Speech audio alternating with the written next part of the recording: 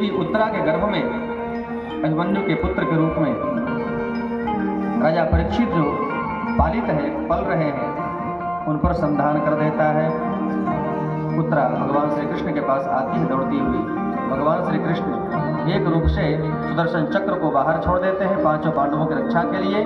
भगवान श्री कृष्ण स्वयं उत्तरा के गर्भ में प्रवेश कर जाते हैं, ब्रह्मास्त्र के तेज को निरस्त करते हैं, दोनों प्रकार से दोनों की रक्षा करते हैं। वो प्रेम से बोलिए भक्त वत्सल भगवान की। अब भगवान पांचों पांडवों से विदा लेकर के द्वारका जाना चाहते हैं। पांचों पांडव राजा बन चुके हैं। राजा युधिष्ठिर, माता कुंती राजमाता के पद पर अभिषिक्त होती हैं। भगवान श्री कृष्ण उनसे विदा लेना चाहते हैं। माता कुंती ने निवेदन किया, प्रभु ऐसा राज्य हमको नहीं चाहिए। जब तक मेरे जीवन में कष्ट रहा तब तक भगवान श्री कृष्ण की सन्निधि आपका, क्योंकि एक भक्त और प्रतीक्षा में प्रतीक्षित है कुरुक्षेत्र के मैदान में। श्रीमान अर्जुन की सरसैया पर निवास कर रहे आते हैं। कुरुक्षेत्र के मैदान में जाकर पितामह भीष्म सरसैया पर पड़े हैं। भगवान श्री कृष्ण उनको दर्शन देकर उनको कृतार्थ करते हैं। उत्तरायण का समय आता है। पितामह भीष्म भगवान श्री कृष्ण का दर्शन करते करते 145 वर्ष की अवधि प्राप्त करके, आयु पूर्ण करके, उत्तरायण आया हुआ जानकर भगवत धाम को गमन करते हैं। श्री वृंदावन बिहारी लाल की लंबी गाथा है। 8 वसुओं में एक छोटे वसु जो है जिनका नाम देव था, वही पितामह भीष्म के रूप में अवतरित हुए थे। अब आगे श्रीमान अर्जुन, तब भगवान श्री कृष्ण द्वारका प्रस्थान करते हैं, साथ में अर्जुन जाते हैं। श्रीमान अर्जुन भगवान श्री कृष्ण के अनन्य भक्त हैं, अनन्य मित्र हैं, क्योंकि भगवान श्री कृष्ण ने स्वयं गीता जी में उनको उद्बोधित किया है, भक्तोषि में सखा चेति रहस्यं हितोत्तमम्। हे अर्जुन कौन्तेय, तू मेरा भक्त है, तू मेरा सखा है, तू मेरा प्रिय है। भगवान से उनकी ऐसी मैत्री है कि भगवान के बिना वो अकेले कभी रहना नहीं चाहते। किसी न किसी बहाने को लेकर के हस्तिनापुर से श्रीमान अर्जुन बार बार द्वारका जाते हैं। एक बार की बात है, भगवान से मिलने के लिए श्रीमान अर्जुन यात्रा का जाना होता है। इधर गए हुए काफी समय हो गए। हस्तिनापुर में राज्य काज में श्रीमान युधिष्ठिर सिंहासन पर बैठे हैं। काफी समय बीत चुका है। अपने तीनों भाइयों को बुलाकर पूछते हैं, भीमसेन, नकुल, सहदेव, जरा विचार करो, ये अर्जुन जब जब जाता है हस्तिनापुर से लौटने का नाम नहीं लेता। बताओ 7 महीने बीत गए, बताओ कभी कोई खोज खबर नहीं, कब वहां से लौटकर आएगा। इतने में आकर द्वारपाल ने सूचित किया, राजन श्रीमान अर्जुन आपके पास आना चाहते हैं। अरे अर्जुन आ गया? हाँ आ गए, पर वो अर्जुन अब पहले वाले अर्जुन नहीं। क्या अंतर हो गया? जब श्रीमान अर्जुन द्वारका में गए उसी समय भगवान को भगवत धाम गमन करने का समय आ गया।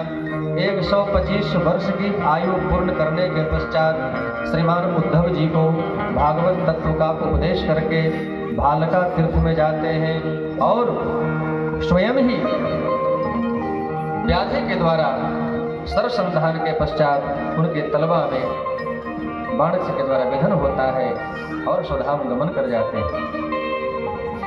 उससे पूर्व में श्रीमान अर्जुन को भगवान श्री द्वारकाधीश श्री कृष्ण ने अपनी 16,108 रानियों को लेकर वापस हस्तिनापुर आने के लिए आदेश दिया और स्वयं ही भगवान श्री कृष्ण कोल भील बन करके सबका हरण कर लेते हैं।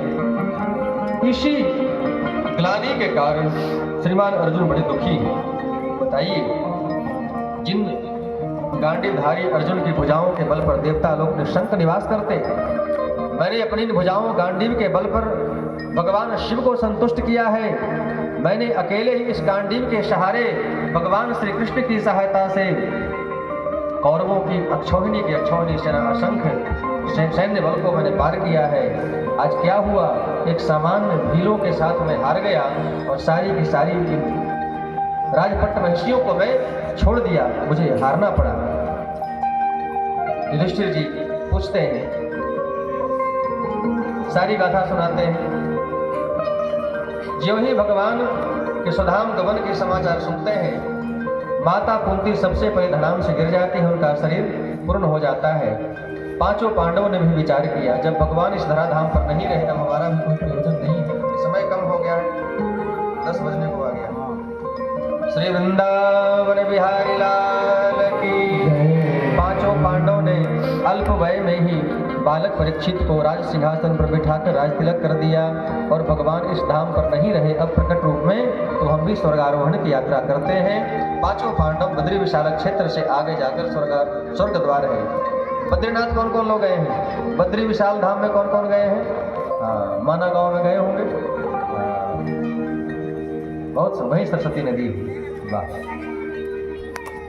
स्वर्ग आश्रम। पांचों पांडव वहीं से स्वर्ग की यात्रा प्रारंभ करते हैं और पांचों पांडव माता कुंती का शरीर पहले पूर्ण हो जाता है, देवी द्रौपदी साथ में पांचों पांडव स्वर्गारोहण की यात्रा करते हैं।